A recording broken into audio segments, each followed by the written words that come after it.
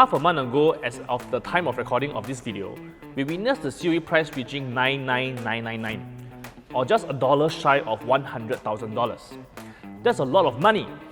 I mean, just 2 years back, with this money, you can buy an entire new car with COE and 5-figure change to spare. So what happened? Why is COE so high now?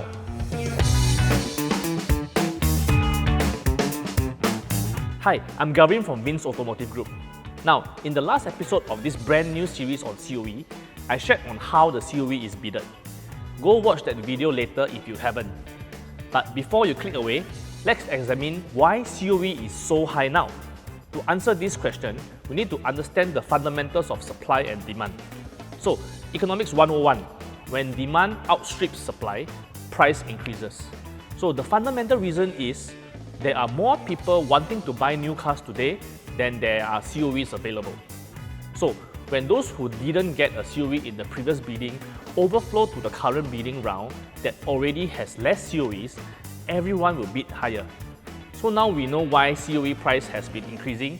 Let's dive a little deeper to understand why the increase has been so fast for the past 2 years since mid-2020. I mean, from Feb 2019 to around November 2020, COEs was largely floating around the $30,000 plus range region. But since then, COE price has kept rising past 40K, 50K, and then earlier this year, Cat B surpassed the 80K mark and even Cat A COEs crossed $70,000 in March. Surely, it can't be attributed to the lifting of the COVID-19 measures, right? Well, I think to some extent, it could be attributed to the perceived end to the pandemic, but only by a little bit. This is the first reason. But if you analyze deeper, there are two more very crucial reasons. Let's talk about the pandemic first.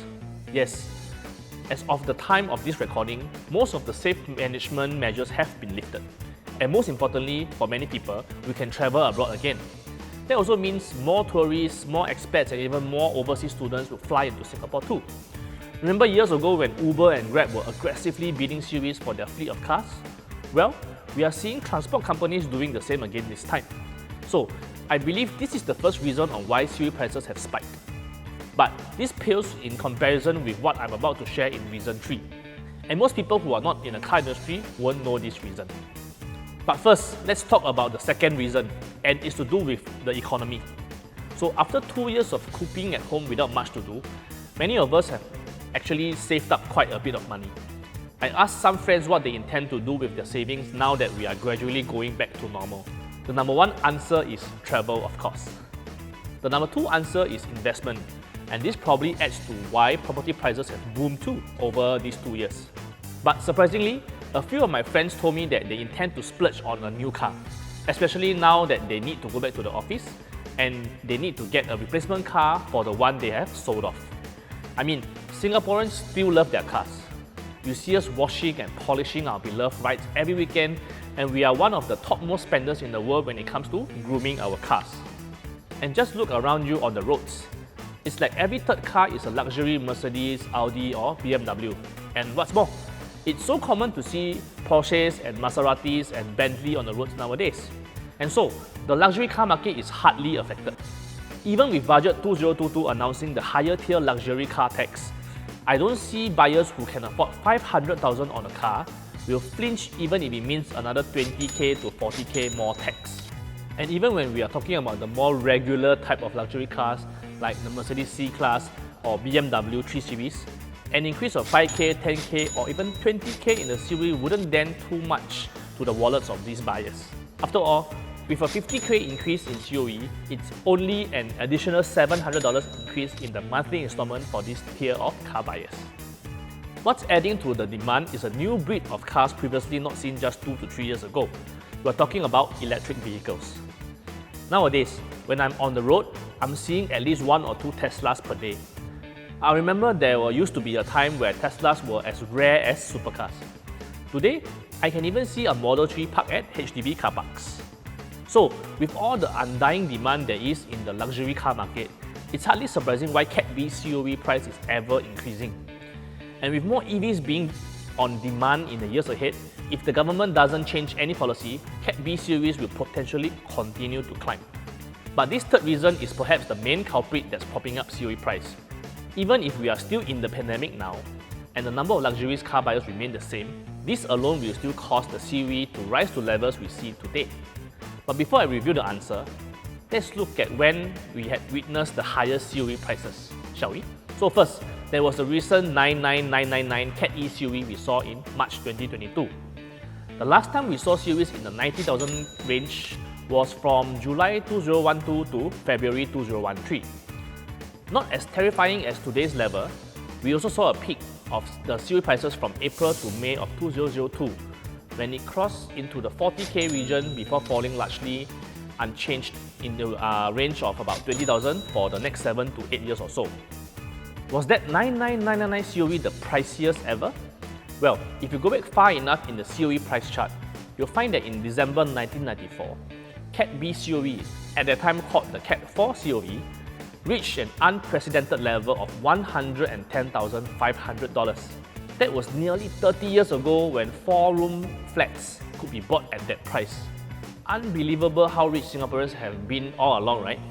So, what's the point of looking at these historical highs? Well, if you look closely enough, you'll see a pattern. That roughly every 10 years or so, we see the COE price peaking. First, there was 1994, then 2002, then 2013, and now 2022. And you know what is also 10 years? Yes, the validity of the COE. So clearly the lifespan of the COE has something to do with its price cycle. And if you remember what I shared about supply and demand, you probably know half of the answer already. You see, every now and then, the government will determine how many COEs should there be. So if LTA says that 5% more COEs will be released over the course for the next 5 years, for instance, then supply will increase, and COE prices will likely stabilize or even drop. You can see this increase in supply happening after 2002. Hence, COE prices were happily stagnating at the below 20k level for 7 to 8 years. But with a zero growth policy on COE since last year, that means that supply will not be increased. And all those cars that were newly bought between 2012 and 2014, which incidentally were the lower supply years too, yes, when these cars reach their end of life 10 years later, they will need to be scrapped so that the new COEs can be issued. But because cars are so expensive now, it's very likely that more people will extend their COEs by another 5 or 10 years. And therefore, with less COEs, that means less supply and price will definitely rise. So, with this 10-year supply and demand cycle happening now, it's almost certain that this high COE period will go on for at least another year or two. Unless we see the government intervening to introduce more COEs, it's not likely we will see COE fall below 50k or even 60k anytime soon. In fact, there's a good chance that COE will rise even higher than the $1 short of 100k price set a few weeks ago. So that's all to it.